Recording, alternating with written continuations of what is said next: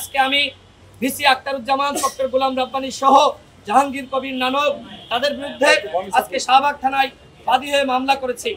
এইভাবে আমাদের মামলা চলমান থাকবে। আমাদের সহযোদ্ধারা যেখানে যে আক্রান্ত হয়েছে, যেখানে হামলা হয়েছে, প্রত্যেকটা হামলার বিপরীতে আমরা এখন মামলা শুরু করেছি। এটি কোনো মামলা বাণিজ্য না। প্রশ্ন এসেছে যে 2018 সালের মামলা কেন আমরা 2025 সালে এসে করছি। দেখেন, আমরা ইতিপূর্বে যখনই মামলা দায়ের করতে গিয়েছি, আওয়ামী লীগের আমলে আমাদের কোনো মামলা গ্রহণ করা হয়নি। এমনকি ডাকসু ভিপির রুমে যে হামলা হয়েছিল, সেই হামলার প্রেক্ষিতে আমরা পরবর্তীতে সাদ্দামকে আসামি করে মামলা করতে আসি, মামলা নেওয়া হয়নি।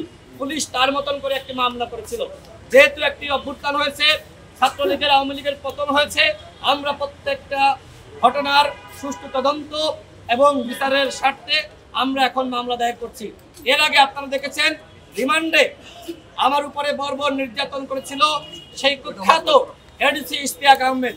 আমি আন্তর্জাতিক অপরাধ ট্রাইব্যুনালে বাদী হয়ে তার বিরুদ্ধে মামলা করেছি। আজকে আমি ভিসি আখতারুজ্জামান, ডক্টর গোলাম রাব্বানী সহ জাহাঙ্গীর কবির নানক তাদের বিরুদ্ধে আজকে শাহবাগ থানায় বাদী হয়ে মামলা করেছি। এইভাবে আমাদের মামলা চলমান থাকবে। আমাদের সহযোদ্ধারা যেখানে যে আক্রান্ত হয়েছে, যেখানে হামলা হয়েছে, প্রত্যেকটা হামলার বিপরীতে আমরা এখন মামলা শুরু করেছি। এটি কোনো মামলা বাণিজ্য না। এটি আমাদের উপর যে অন্যায় করা হয়েছিল, জুলুম করা হয়েছিল, সেই জুলুমের বিচার চেয়ে আমরা ধারাবাহিকভাবে এই মামলা আমরা শুরু করেছি। Thank you.